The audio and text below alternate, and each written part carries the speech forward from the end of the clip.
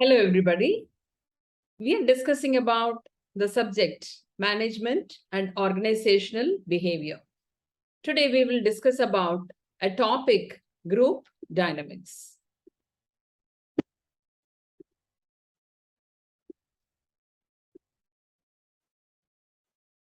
What is a group? A group is defined as an aggregate of a small number of persons who work for common goals. So any team of people, more than two people, together they work with a common goal and develop a shared attitude and are aware that they are part of a group and perceive themselves as such. So everyone should have the responsibility when they are in a team or in a group, when they work towards a single goal, that everything is part of their responsibility and they are part of that team. Only then the group goal can be achieved. And in an organization, there are different types of groups such as primary and secondary groups and membership and reference group, in groups and out groups, and formal and informal groups. We are going to discuss one by one. So now let us see what is a group behavior. The group behavior refers to the people having same goal and acting in a similar manner, which could be different from their normal behavior as individuals. So my dear students, actually individually we may have different goals, personal, but when it comes to professional and when you are working for an organization and when you're working with a team of people and you have a goal for the organization, then you have to assign yourself or you have to change your goal according to the personal and professional goals, and you have to go towards the achievement of organizational goals. So the team members, even though they are a different person altogether, when they are united together as a team for the benefit of the organization, their goal should be aligned and they should be working towards achieving that organizational goal. So here, in order to understand the group behavior, one needs to be familiar with the concepts such as roles, norms, cohesiveness, status, and size of the group, because that is very, very important. Now, let us see what is conflict, because when there is a team of people, when they are working, as I said, every individual is different. So we cannot expect that everyone will think alike. So when there are difference of opinion, this sort of conflicts arise. So what is the definition of conflict? A conflict is a feeling of disagreement, because you say something, I say something, and we don't agree with each other, then that is called as disagreement among group of members. So among the group of members, if you imagine you have four people and each one is giving one idea and they don't want to agree with your idea, then we call it as a disagreement among the group members. And there can be many reasons and consequences of conflict. So reasons are there. We cannot say that there is one reason why there is a conflict or disagreement. Thus, suitable strategies should be adopted to deal with the organizational conflicts, because people will have different reasons for that. They may have a miscommunication, they may have a different belief, and they will have a different goal setting in their mind, or different ways, different strategies. So there are many things which we have to keep in mind and we have to handle that. And next is stress. Stress is something which is a state of tension experienced by individuals who are facing extraordinary demands, constraints, or opportunities. So when any individual, you take as a normal person, we all get stressed. That is mainly because when we are unable to handle something, or when something goes beyond your normal capabilities of handling or accepting, then there is a stress that forms in your mind. That is something called as a pressure that forms in your mind. And it is very, very important to develop strategies for coping or managing stress at both individual and organizational level. So we need to have strategies to understand how to solve this stress level problems among the teams. And let us now see the various types of groups. The number one group is primary and secondary groups. So a primary group is an intimate face-to-face association and cooperation. And the membership of primary group is small. And such groups may be formally or something like a family, friendship, and neighborhood groups.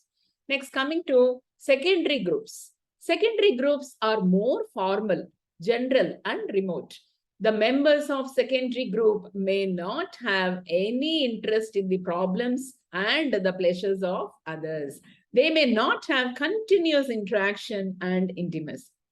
So face-to-face interaction, cooperation, association, as that what we had in the primary groups, it may not be there in the secondary groups. Now let us see these membership and reference groups. A membership group is one to which an individual really belongs. And next is a reference group. The reference group is one with which the individual is identified or the group to which he would like to belong. He generally is not associated with that group, but he likes to belong in that group. An individual may be a member of several groups at the time, but he may not participate actively in all such groups. He may be part of it, but he may not be able to participate in each and every group actively. But he would like to participate. The liking will be there, but he may not be able to participate. And the attractiveness of the reference group makes the norms of that group and also more attractive to the individual, and its norms will become more influential in determining the behavior. Now let us see this command and task groups. What is a command group? So command group involve a hierarchical structure. That means from higher authority to lower authority, wherein a member with a superior rank oversees other members. So one person will be commanding and the others will be working under that person. And for example, if you take a manager of a shop and his subordinate sales staff will become in a command group. Next, coming to task group. In a task group, members perform the same functions and they do not share a hierarchical command structure. So like previous one, we don't have something called as a head who will be commanding and we will have people under them. This is something everyone will have a task and the similar task and they will be doing that. And for example, all the sales staff members together subordinate to the manager of the shop. So everyone will have only one head. So that is what is called as a task group. They'll do the work.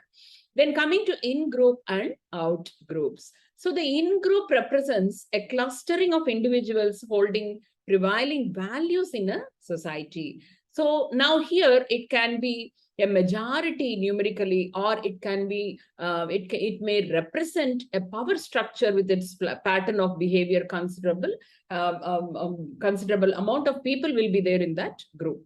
And the out group is the conglomerate looked up as subordinate or marginal in the society. So very, very minimal.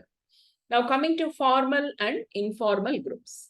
The groups formed by the management of the organization for accomplishing a specific task is known as a formal group.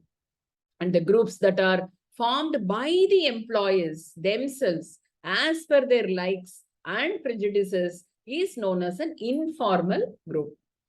So the groups formed by the management of the organization for accomplishing a specific task is known as a formal groups. And we have also seen that formal groups are big in size as compared to that of an informal group. And moreover, there can be subgroups in the single formal group also.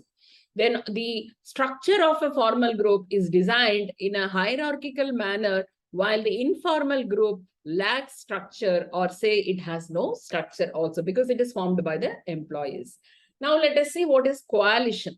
So coalition is a group of people who join together for common cause. If they join together for a common cause, we count them as a coalition. Then in an organization, coalitions are the powerful, unique and effective entities that work together to get some work done. So in any organization, coalitions are the more powerful group who work towards 100%, their focus will be on completion of a task. For example, in some large organizations, it was found that employees formed what happens, the coalitions to make the management more effective and to resolve petty conflicts. So there will be a group of people in any organization who work 100% for accomplishing the goal. So there they will try to see where the hindrance is there, where there is something, there is a problem. So let us resolve all those things. So they will keep checking all those things so that the workers or the employees or anybody working in the organization will not have any conflict and they will not have any difficulty in achieving the organizational goals. So this is what we have seen today about the groups, and in upcoming videos, we will discuss about some more topics. Stay blessed.